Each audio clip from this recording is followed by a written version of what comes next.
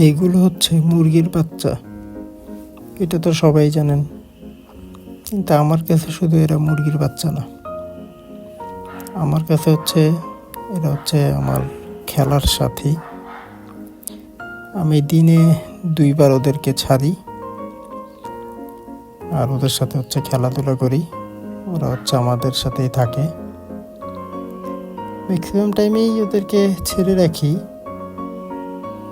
জানি না আসলে ওরা বাঁচবে কি না, কিন্তু আমার ইচ্ছা যে ওদেরকে আমি ছেড়ে পালবো, মানে ঘরে থাকবে, হাঁটাচলা করবে, আমাদের সাথে সাথেই থাকবে।